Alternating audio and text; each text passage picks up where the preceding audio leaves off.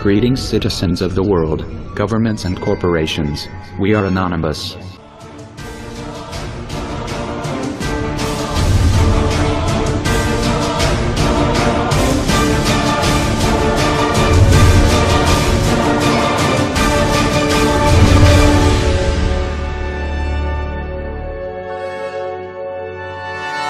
Why did the United States attack Libya, Iraq, Afghanistan, and Yemen? Why are U.S. operatives helping to destabilize Syria? And why is the United States government so intent on taking down Iran, in spite of the fact that Iran has not attacked any country since 1798? And what's next? What are we headed for? When you look at the current trajectory that we're on, it doesn't make any sense at all if you evaluate it based on what we're taught in school. And it doesn't make any sense if you base your worldview on the propaganda that the mainstream media tries to pass off as news. But it makes perfect sense once you know the real motives of the powers that be. In order to understand those motives, we first have to take a look at history. In 1945, the Bretton Woods Agreement established the dollar as the world reserve currency, which meant that international commodities were priced in dollars. The agreement, which gave the United States a distinct financial advantage, was made under the condition that those dollars would remain redeemable for gold at a consistent rate of $35 per ounce. The United States promised not to print very much money, but this was on the honor system, because the Federal Reserve refused to allow any audits or supervision of its printing presses. In the years leading up to 1970, expenditures in the Vietnam War made it clear to many countries that the U.S. was printing far more money than it had in gold. And in response, they began to ask for their gold back. This, of course, set off a rapid decline in the value of the dollar. The situation climaxed in 1971 when France attempted to withdraw its gold and Nixon refused. On August 15th, he made the following announcement. I have directed the Secretary of the Treasury to take the action necessary to defend the dollar against the speculators. I have directed Secretary Connally to suspend temporarily the convertibility of the dollar into gold or other reserve assets, except in amounts and conditions determined to be in the interest of monetary stability and in the best interest of the United States. This was obviously not a temporary suspension, as he claimed, but rather a permanent default. And for the rest of the world who had entrusted the United States with their gold, it was outright theft. In 1973, President Nixon asked King Faisal of Saudi Arabia to accept only US dollars as payment for oil and to invest any excess profits in US Treasury bonds, notes, and bills. In return, Nixon offered military protection for Saudi oil fields. The same offer was extended to each of the world's key oil-producing countries, and by 1975, every member of OPEC had agreed to only sell their oil in US dollars.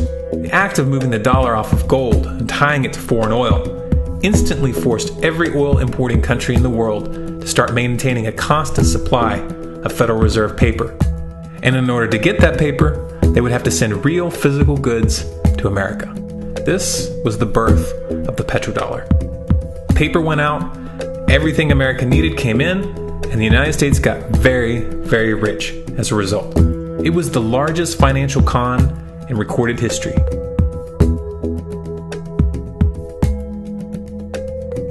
The arms race of the Cold War was a game of poker.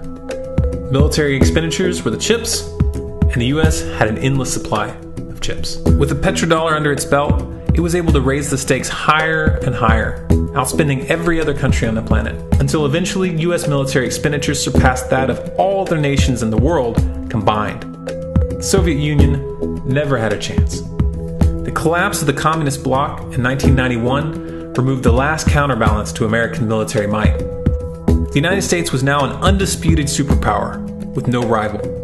Many hoped that this would mark the beginning of a new era of peace and stability. Unfortunately, there were those in high places who had other ideas. Within that same year, the US invaded Iraq in the first Gulf War. And after crushing the Iraqi military and destroying their infrastructure, including water purification plants and hospitals, crippling sanctions were imposed which prevented that infrastructure from being rebuilt. These sanctions, which were initiated by Bush Sr. and sustained throughout the entire Clinton administration, lasted for over a decade and were estimated to have killed over 500,000 children. The Clinton administration was fully aware of these figures. We have heard that 500,000 children have died. I mean, And that's more children than died in Hiroshima. And you know, is the price worth it?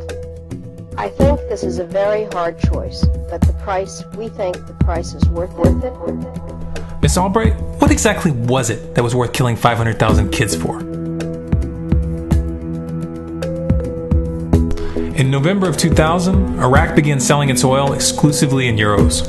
This was a direct attack on the dollar and on U.S. financial dominance, and it wasn't going to be tolerated.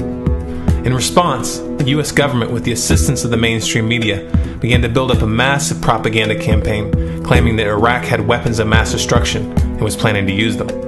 In 2003, the U.S. invaded, and once they had control of the country, oil sales were immediately switched back to dollars. This is particularly notable due to the fact that switching back to the dollar meant a 15 to 20% loss in revenue due to the euro's higher value. It doesn't make any sense at all unless you take the petrodollar into account. So I came back to see him a few weeks later, and by that time we were bombing in Afghanistan. I said, "Are we still going to war with Iraq?" And he said, "Oh, it's worse than that." He said, he reached over on his desk, he picked up a piece of paper, he said, I just got this down from upstairs, meaning the Secretary of Defense's office today, and he said, "This is a memo that describes how we're going to take out 7 countries in 5 years, starting with Iraq, and then Syria, Lebanon, Libya, Somalia, Sudan, and finishing off Iran." Let's take a look at the events of the past decade and see if you see a pattern. In Libya, Gaddafi was in the process of organizing a bloc of African countries to create a gold-based currency called the dinar, which they intended to use to replace the dollar in that region.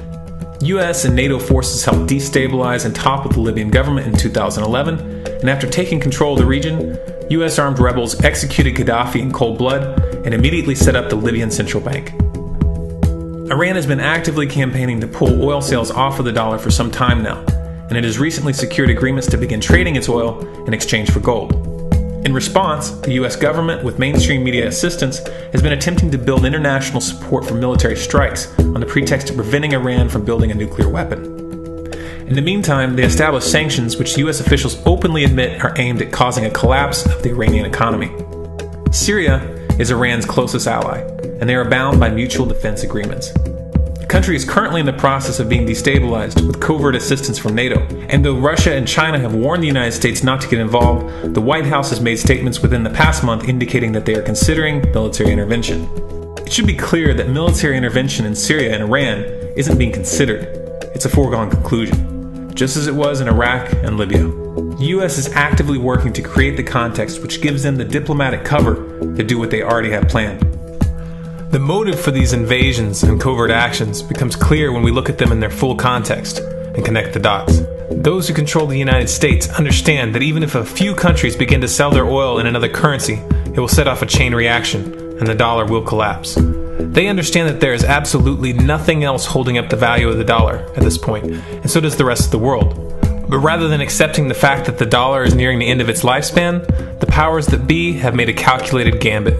They have decided to use the brute force of the US military to crush each and every resistant state in the Middle East and Africa. That in itself would be bad enough, but what you need to understand is that this is not going to end with Iran.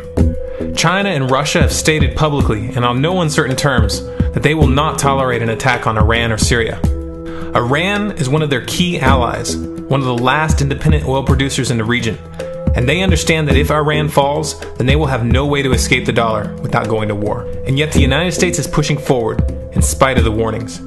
What we are witnessing here is a trajectory that leads straight to the unthinkable. It's a trajectory that was mapped out years ago in full awareness of the human consequences. But who was it that put us on this course? What kind of psychopath is willing to intentionally set off a global conflict that will lead to millions of deaths just to protect the value of a paper currency? It obviously isn't the president. The decision to invade Libya, Syria, and Iran was made long before Obama had risen to the national spotlight. And yet, he's carrying out his duty just like the puppets that preceded him. So who is it that pulls the strings? Often the best answer to questions like this are found by asking another question. Qui bono? Who benefits? Obviously, those who have the power to print the dollar out of thin air have the most to lose if the dollar were to fall. And since 1913, that power has been held by the Federal Reserve. The Federal Reserve is a private entity owned by a conglomerate of the most powerful banks in the world, and the men who control those banks are the ones who pull the strings. To them, this is just a game. Your life and the lives of those you love are just pawns on their chessboard. And like a spoiled 4-year-old who tips the board onto the floor when they start to lose, the powers that be are willing to start World War III to keep control of the global financial system. Remember that when these wars extend and accelerate. Remember that when your son or your neighbor's son comes back home in a flag-draped coffin. Remember that when they point the finger at the new boogeyman, because the madmen who are running this show will take this as far as you allow them to. The time is coming when the window for us to restore the control of our government to ourselves will close, and we had damn well better act before then. You want to know why the American public is fit? They're fit because they're not seeing their Congress do the work that they're sent to do. We need to demand more of our elected officials. Damn bills that come out here all the damn time. Come out here in the last second. And I gotta try to figure out how to vote for my people. Bathed in the excesses of power, they passed a bill that by their own admission, they hadn't read. This is PR politics. Unanimous consent that we bring up the bill to extend the tax cut for 160 million Americans. As you walk off the floor, Mr. Speaker, you're walking out. If you want to stand up on the floor of the Senate and defend the Wall Street banks like Bank of America and the credit card companies, be my guest. I would rather stand with the consumers and retailers who've been taken to the cleaners for years and years. Why aren't we questioning the underlying premise of the need for a bailout with taxpayers' money? Why aren't we passing new laws that stop the speculation which triggered this? Why aren't we directly helping homeowners with their debt burden? Why aren't we helping American families faced with bankruptcy? Why aren't we reducing debts for Main Street instead of Wall Street? Is this the United States Congress or the board of directors of Goldman Sachs? When you have a government that operates without limits, which proclaims the right to arrest, torture, and kill anyone, anywhere, with no warrants, no trial, no due process, when you have a government that militarizes the police and grants the armed forces the power to operate with impunity, within your own borders and beyond, a government that views you, the people, as the enemy, and treats you as such, when you have a government that lies to take you into wars of aggression, toppling country after country, killing countless innocent civilians, sending your sons and daughters, your fathers and brothers home in flag-draped coffins, or disfigured and broken in mind and body, their lives destroyed in wars that serve only to line the pockets of an unelected cartel of bankers and corporations. When you have all of this right in front of you, so blatant, so clear, with president after president towing the line of the same agenda, you shouldn't have to be convinced that both parties in this political puppet show are owned and operated by the same interest. And you shouldn't have to be convinced that these overrated corporate popularity contests that some call elections are distractions that achieve nothing. These are the steps that we must take. There are plenty of steps we can take right now to start getting our economy back on track, to help create jobs and grow this economy. If we are going to deal with our dependence on foreign oil, if we're going to end our dependence on foreign oil, we'll recruit an army of new teachers. I want to recruit an army of new teachers. make college affordable. Make college more affordable and repair our crumbling roads and bridges. We've got crumbling roads and bridges. Tonight, more Americans are out of work. We still got friends out there and family who are looking for work. At a time when so many people are struggling to keep up. A moment when so many people are still struggling. If you are willing to work with me, if you're willing to work even harder in this election, then I promise you change will come.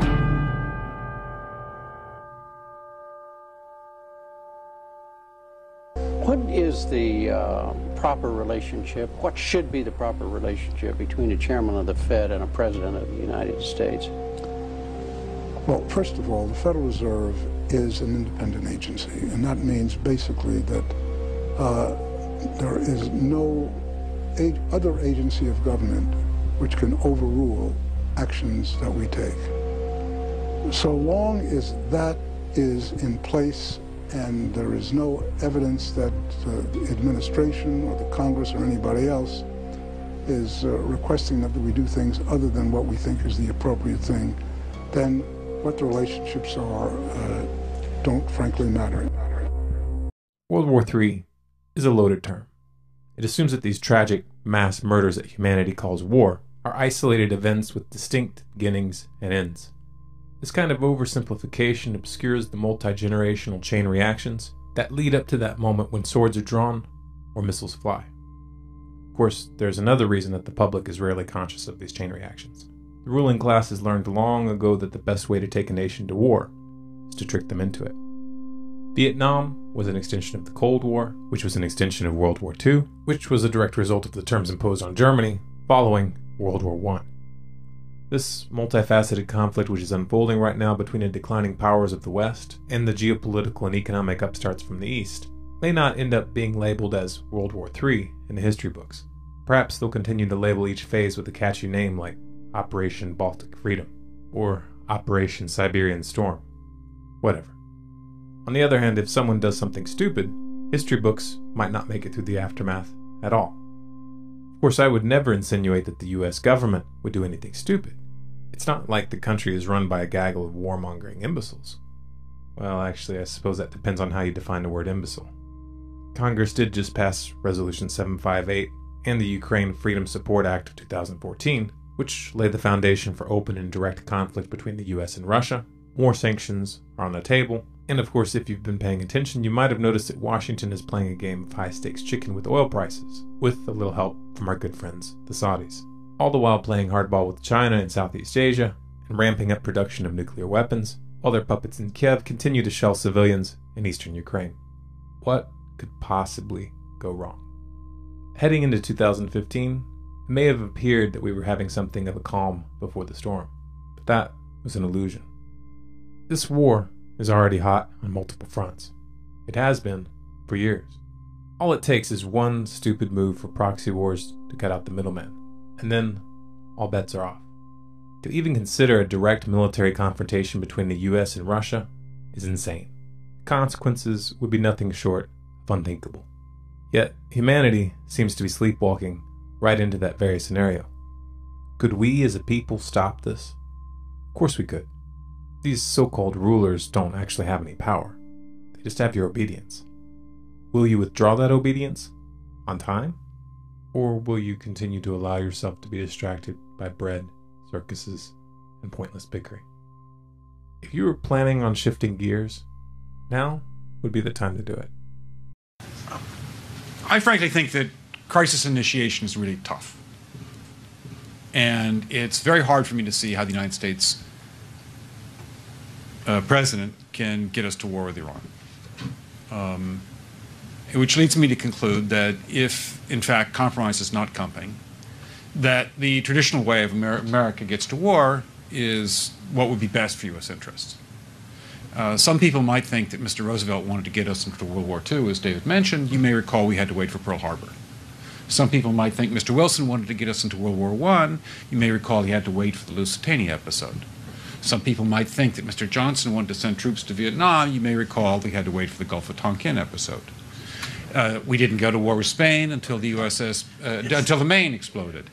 And may I point out that Mr. Lincoln did not feel he could call out the Federal Army until Fort Sumter was attacked, which is why he ordered the commander at Fort Sumter to do exactly that thing which the South Carolinians had said would cause an attack.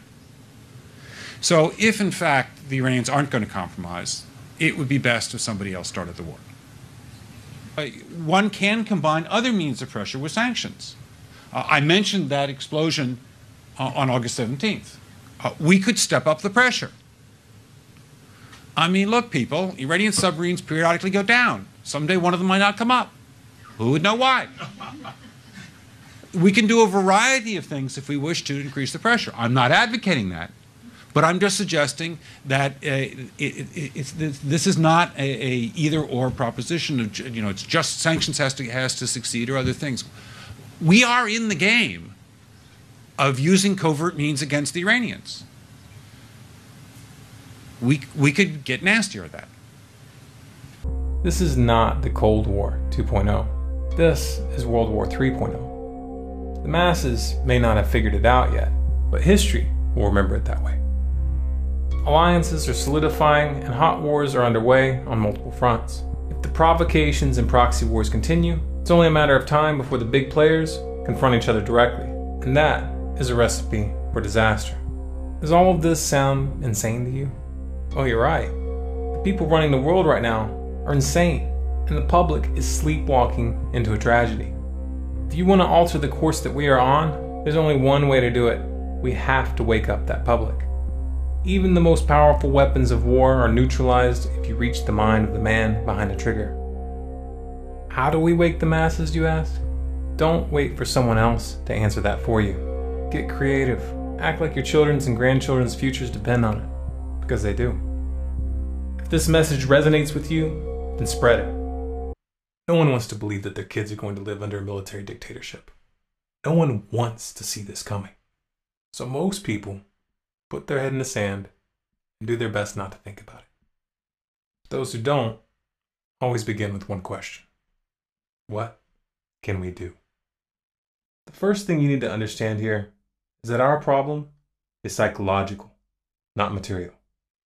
You have the means to take back your power. And you don't need a set of specific instructions. You don't need someone to hold your hand and explain your role. You don't need someone to give you permission.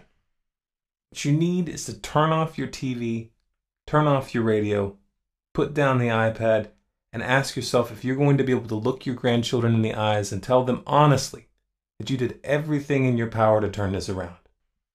Are you going to push this out of your mind because it's uncomfortable? Or are you going to convert that discomfort into a driving force? No one can make that choice for you. I'll tell you this much though. If that thought itches in the minds of enough people, we'll figure out a way to scratch it. And if that driven feeling is fully established in your heart, you'll find a way to make it spread. The very word secrecy is repugnant in a free and open society. And we are, as a people, inherently and historically opposed to secret societies, to secret oaths, and to secret proceedings.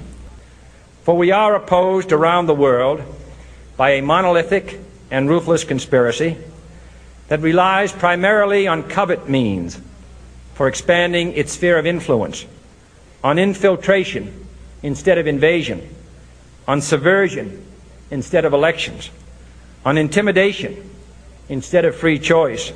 It is a system which has conscripted vast human and material resources into the building of a tightly knit, highly efficient machine that combines military, diplomatic, intelligence, economic, scientific, and political operations.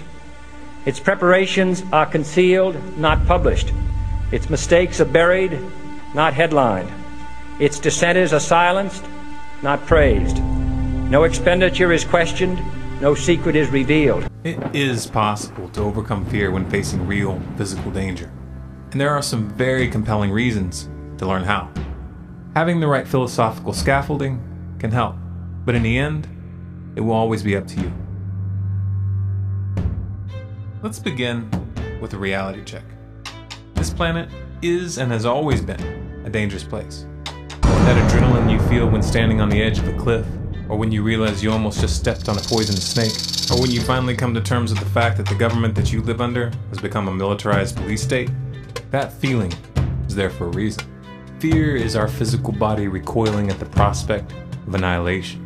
Fear is a biochemical alarm system which helps keep organisms alive on this planet by triggering a fight, flight, or freeze response. If the attacker can be defeated, fight. If you can outrun it, run. If you can't beat it or outrun it, freeze and play dead. This alarm system has persisted in the gene pool and will continue to persist because in many life or death situations, it is highly effective. Fear, however, is a double-edged sword.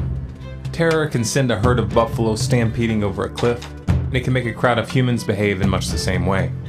If you need evidence of this, just take a cursory glance at the pages of history, or better yet, take a closer look at current events. Fear doesn't make you smarter. In fact, studies have shown that terror literally shuts down the rational and logical parts of our brains. Now, it's obviously not a good idea to face dangerous situations or to make important decisions with the most useful parts of our brains turned off. But consider the implications of having an entire human society operating at this level. The trouble is, the ruling classes have always understood that it is in their interest to keep the peasants in a perpetual state of fear and insecurity. Those who are able to dictate the nightmares of a nation usually end up dictating everything else. The ability to control our fear and reduce or eliminate its hold on the mind is what allows us to take intelligent action in the face of danger. Having full use of one's brain also helps to distinguish between real and imagined threats. This skill is often referred to as courage. Courage doesn't just happen randomly. A man doesn't just get up one day and perform a triple twisting flip off of a cliff out of the blue. Chances are his heart was pounding like crazy the first time he stood at the edge of a high dive when he was a kid. The primary difference between an expert cliff diver and someone who passes their whole life paralyzed by their fear of heights is that one of them made themselves jump, and kept doing so until it became second nature. You might gather from this example that the way to defeat one's fear is to face it. If you're afraid of snakes and you handle them long enough, fear will subside. The same principle applies to most individual fears. Trouble is, fear is like a multi-headed hydra. Cut off one head and another can grow up to take its place. Furthermore, it is often not practical or even possible for us to overcome each little phobia and worry through direct exposure. For example, it would be foolish to attempt to confront one's fear of a dangerous disease like Ebola by contracting it. To overcome fear in a long-term sustainable way, you have to go to the root. But what is the root of fear? The root of all fear, even seemingly petty and insignificant fear, is death. Social anxiety, for example, can be traced to the primal need to be well integrated into one's family and tribe. Being rejected by one's peers was a death sentence in ancient times, and still is today in many societies. This primitive legacy leaves most humans unable to resist the forces of social conformity and authority. Being unconscious of the root makes the irrational byproducts impossible to process. This underlying fear of death is the body of the Hydra. Facing it effectively is the key to freedom. We all live under the shadow of annihilation, whether we consciously acknowledge it or not. You are going to die. I am going to die. In 300 years, every single one of us will be dust. No one leaves this place alive. And there is no getting around that reality, though some convince themselves otherwise. Do you find that thought disturbing? Does it fill you with dread and despair? Whatever you do, don't look away. Hidden within that discomfort is the secret of life. You see, death is the ultimate counselor. It is the ultimate point of reference. Will this thing that you're afraid of right now matter in 300 years? In most cases, you'll find that the answer is no. Regardless of how dire your situation may seem, no matter how serious your personal problems may be, death will erase them all for you someday. Once you fully integrate this reality, you'll find that it's a relief. Just a short internal glance at one's tombstone can be used to release those surface level fears. Take a deep breath, let it go, and do what needs to be done. We are dust in the wind. There is absolutely no sense in poisoning the precious little time that we have with inner turmoil.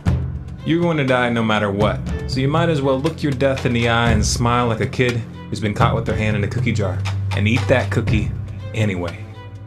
But what if the answer is yes? What if this issue that's keeping you up at night will matter in 300 years? What should we do then? Well, what would you do about it if you weren't afraid? What would you do if you knew you only had 1 year left to live? Answer that question, and you have found your mission in life. You have found something bigger than yourself, something worth dying for, but more importantly, something worth living for. Are you afraid of walking your path? Then take another look at your grave. Ironically, confronting your death can also help you avoid it. Those who have accepted the inevitable actually have a tactical advantage over those who are terrified of it. Courage is a wild card which can turn the tables against impossible odds. A small group of highly motivated, fearless individuals can accomplish far more than an army of cowardly and obedient sheep. Remember, we can negotiate the timetable to some infinitesimally small degree, but no matter what we do, our lifespans are short like sparks on their one fleeting trajectory of existence. You want to really live? You want to make that spark count? You want it to start a fire before it goes out? Then do not sleepwalk passively towards the gallows. Stand up, look your death in the eye, and dance. Dance like you're never gonna dance again. Sing like you're never gonna sing again. Stand up while your heart is still beating and hold your child in your arms like this moment is all that you have. Because it is.